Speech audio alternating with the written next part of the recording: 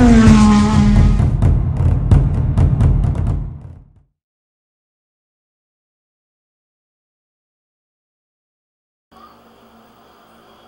guys, welcome back to my channel guys. Sharing ko lang po yung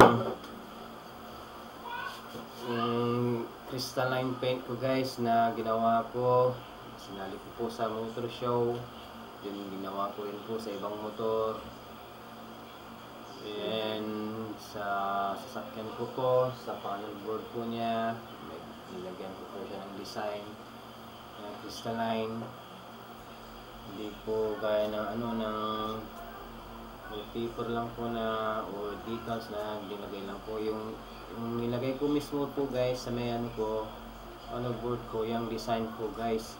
Kaya kagaya po dyan sa may motoset ko po guys na design po siya ng crystalline paint. Yan guys, bago natin umpisan yung video na to guys, huwag pong kalimutan mag-subscribe and click the bell button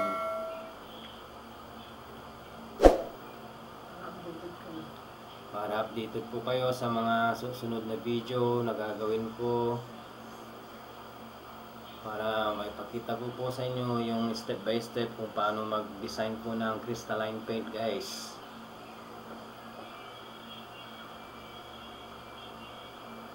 Yan po guys yung nakikita nyo yan.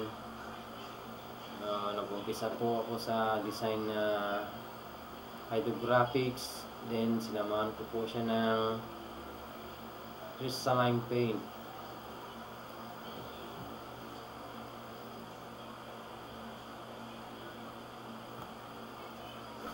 Yan guys yung motor ko guys. Umpisa sumali sa motor show. Yan po guys yung Aikka crystalline na pinupuan guys. Yan po 3D po siya guys.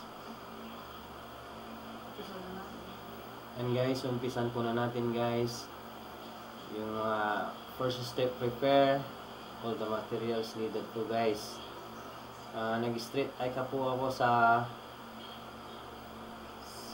na ginamit guys, black Aikka paint, then silver Aikka, then crystalline activator, primer, then candy color o anong gusto nyong kulay guys na ilalagay nyo sa finishing nya, then top coat o clear coat, then scotch brite po guys, then bisin o yung mga malalim na guys paglalagyan ng tubig, and spray gun, then rubbing compound, wax na pang finishing guys, and compressor, then yung mga guys, mga sandpaper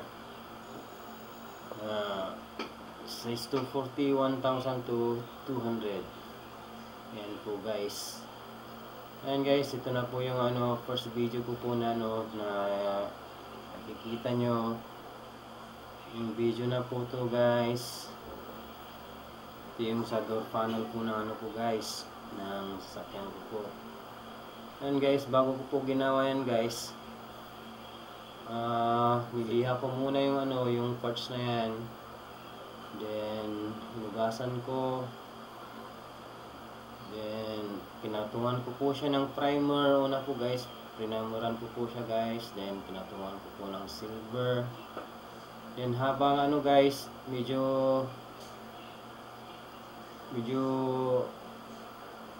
basa pa po ng konti yung guys yung silver ng Aikka, pinatungan ko po agad ng activator po guys na crystalline design. And guys, watch nyo po guys. And guys, so naka-ready po yung guys, yung bisin. May tubig po siya, may halong sabon. And guys, ini-sprayan ko po lahat ng parte na guys, ng lalagyan po ng design na crystalline design.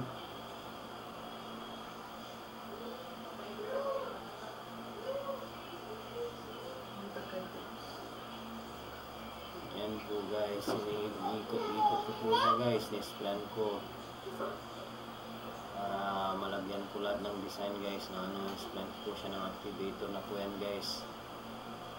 Yan, ang spray gun po na yan guys, maliit po siya, mini spray gun po yan guys, kaya hindi po masyadong ano, maksaya po sa activator po ng ano, Aikka Crystalline design guys. Then after po yan guys, pag lagyan na po lahat na ano, na-sprayan ng ano, ng activator po ng ano, ng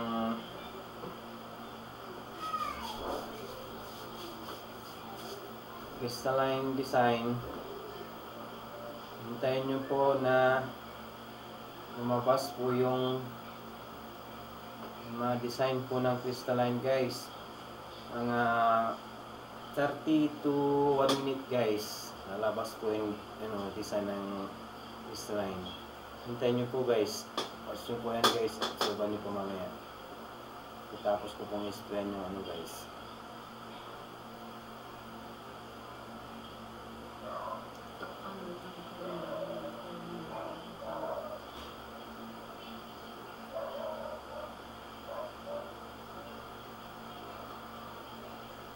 Po guys, wait po natin na mabas po yung design niya guys. Yan po guys, yung silver na po yan guys. Aikka po yan guys. Aikka silver po yan guys.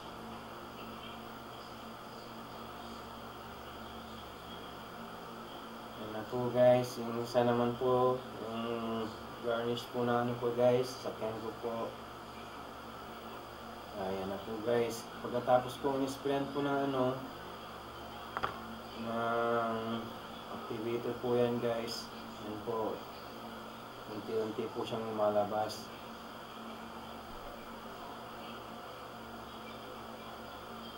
Nagki-crystal po siya guys.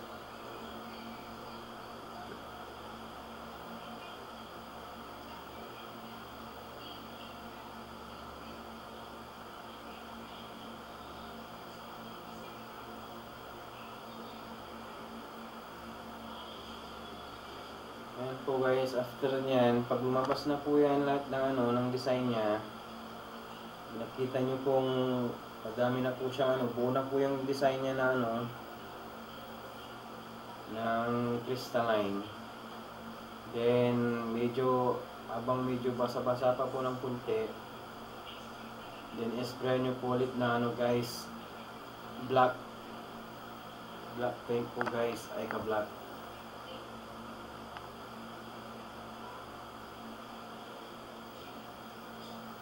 Guys, hintayin nyo po guys, lalabas din po yung mga design yan. Medyo tsaga-tsaga lang po sa ano paghihintay guys, kasi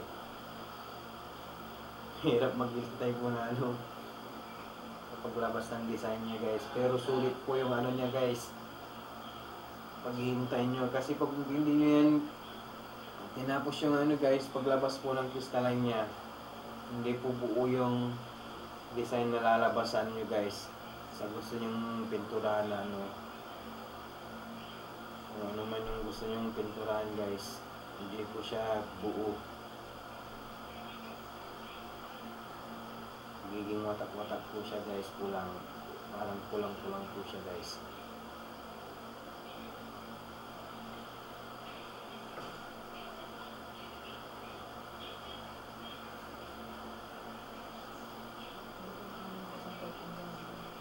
Yan po guys. Pagkatapos po na ano guys, lumabas na po siya guys, pininturahan ko po siya ng ano, ng black. Then after po ng black guys, abang medyo tuyo na po ng kunti, then ilagay po na po siya sa may basin na ano, na malalim o kaya ba't siya guys, sa may tubig na may halong powder soap. Then yung Scotch Brite po guys, na ano, siya po yung Pinaplos ko po guys na pinahid-hide ng dahan-dahan para yung design niya unti-unti pong lalabas guys. Huwag niyo po masyadong dinan guys, baka sumama pulat na pintura, wala pong lalabas na design. Kaya masasayang lang po yung naghirapan nyo na kasi ang paglabas po ng paggawa po nito ng design na to ay medyo mabusisi po guys. Parang ganun po, anong kabusisi po ng guys, hydrographics, same lang po sila guys. Medyo mabusisi din po ito guys. Then after that guys, nung napalabas ko na yung design niya, then pumili na po kayo na kung anong gusto nyong kulay guys na candy colors na gusto nyong i-base coat guys, kung anong gusto nyong kulay niya para makalabas nyo na po yung gusto nyong kulay guys, lalabas na po yung design niya guys. Tapos yan guys, pag napalabas nyo po na yung gusto nyong kulay, then i-finishing nyo na po guys, i-clear coat nyo na po siya, top coat. Mas maganda po guys pag 3 times po na na coating para mas maganda po yung kalalabasan niya, parang mirror coat po guys. Tapos po na guys ng coating, patuhin nyo po guys, hintayin nyo po guys hanggang yung alam nyo na pong tuyong-tuyo na siya, then dun nyo na po irarabing guys. Then ang pag-rubbing nyo po ng una guys, kung magmamanual po kayo o machine, maganda po muna guys, 1,000 size po na guys. Yung sandpaper 1,000 po ang unang ipapahid nyo guys, mamanual nyo na pahid. Then after that guys, kung meron 2,000 o 3,000 po guys, 3,000 pinaka-finish nyo po yan guys. Yung pagkatapos po ng ng sandpaper, yun, rarabing nyo na po guys. Narabing nyo na po guys, meron din pang finishing na ipapahid nyo. Then yung na lang pong gagamitin nyo, yung towel na lang po guys, yung pinong towel po guys, yung soft yung guys. Yan po guys yung tip ko po na suggest ko po sa inyo para maganda po yung pintura nyo po guys. Yan guys, watch nyo po yung